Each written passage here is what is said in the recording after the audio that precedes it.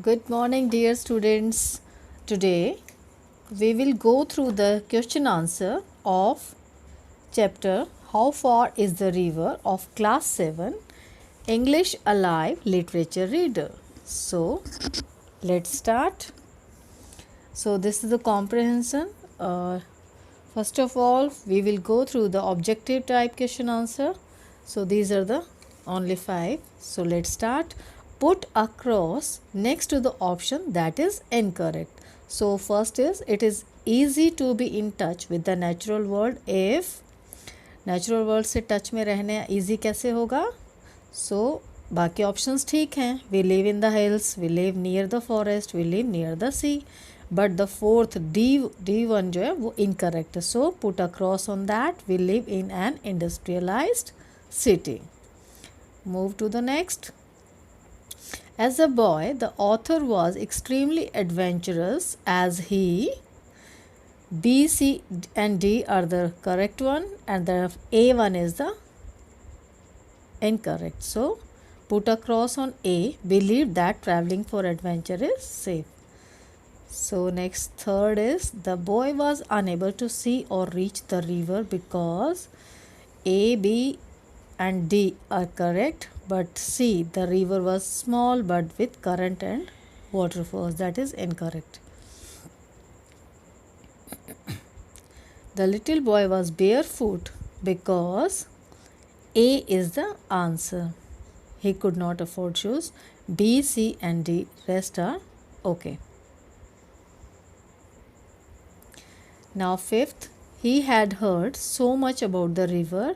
He finally took the chance of visiting it because A, B and D are okay, but option C, put a cross on that. He knew the river would dry up in the summertime. The sixth, the path round the big mountain was frequently used by B, C and D are okay, but A option is incorrect. So put a cross mark on A option. Right?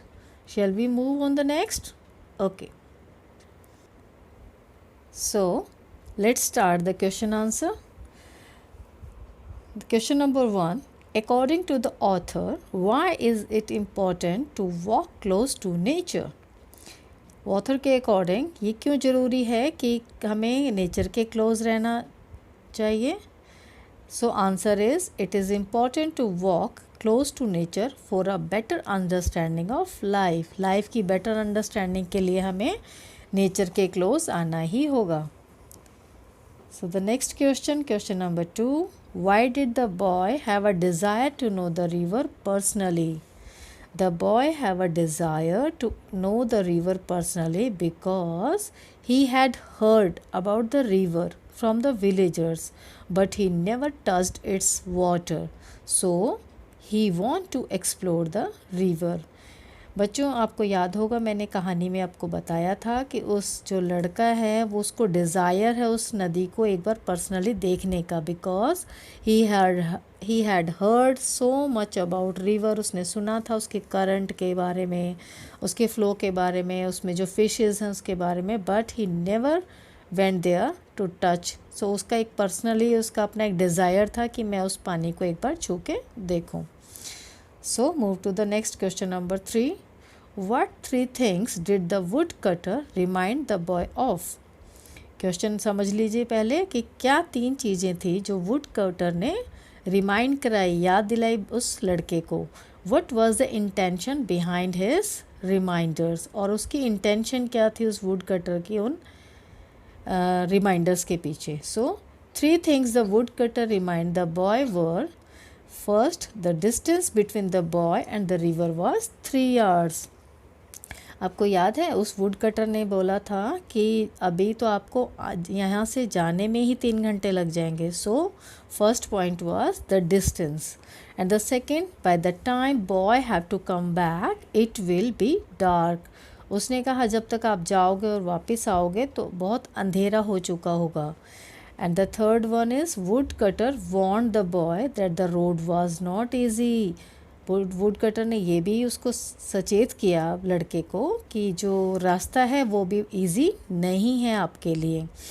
और बच्चों यहाँ पे मैंने इसका answer नहीं लिखा, what was the intention behind his reminders, so I want to tell you the reminders देने के पीछे उसका इंटेंशन क्या था। The wood cutter's intention was only for the safety of that boy. So move to the next question.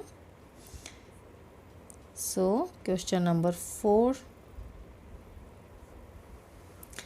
What type of vegetation and things did the boy see? अब जब वो लड़का जो ट्रैवल कर रहा था, छोटा बच्चा, तो उसने रास्ते में क्या क्या देखा और क्या क्या वेजिटेशन उसने देखी। The boy saw the hill covered with lush green ferns, the trees were entangled in creepers and he also saw the wild dahlia. ठीक है, आपको ये सब लिखना है आंसर में। And the next what he saw, he also saw the twisting path, जो टेढ़े मेढ़े रास्ते थे, घुमावदार रास्ते थे, वो उसने देखे। बुशेस देखी, झाड़ियाँ देखी, the slope of slippery pine needles. ठीक है, ये सब उसने देखा। So move to the next question, question number 5, describe the girl whose hands spoke a language of their own. उस लड़की का वर्णन कीजिए जो उसे रास्ते में मिली थी और जो उसके जो उसके जो हाथ थे अपनी ही भाषा बोल रहे थे। तो answer is the girl held a scythe. बच्चों, जो मैंने आपको बताई थी, उस लड़की ने एक कटार पकड़ी हुई थी जिससे वो घास काटती थी। So she held a scythe. She wore rings in her nose and ears, और उसने ईयर्स और नोज़ में रिंग्स पहने हुए थे। And her arms were covered with heavy bangles, और जो उसकी आर्म्स थी उसमें भी वो हैवी बैंगल्स उसने पहने हुए थे। The bangles made music when she moved her wrist, और जब भी वो अपने रिस्ट को, अपने हाथों को ऐसे घुमा के बात कर रही थी तो वो एक बैंगल से म्यूज़िक निकलता था। ठीक है, move to the next question. What were some of the problems the young adventurer faced? The young adventurer faced few problems such as he was thirsty and hungry. अभी रास्ते में उसको क्या क्या प्रॉब्लम हुई एडवेंचरर को, ये क्वेश्चन है कि रास्ते में वो जा रहा था तो उसको क्या क्या दिक्कतों का सामना करना पड़ा। तो यंग एडवेंचरर को कुछ प्रॉब्लम्स फेस करनी पड़ी, जैसे ही was thirsty and hungry during his travel, उसको भूख भी लगी, प्यास भी लगी।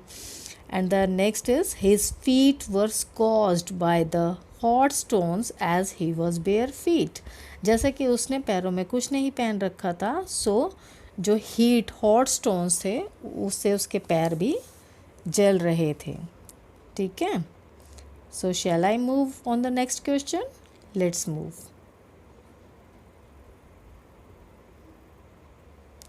So, question number 7, what made the last part of his journey easy?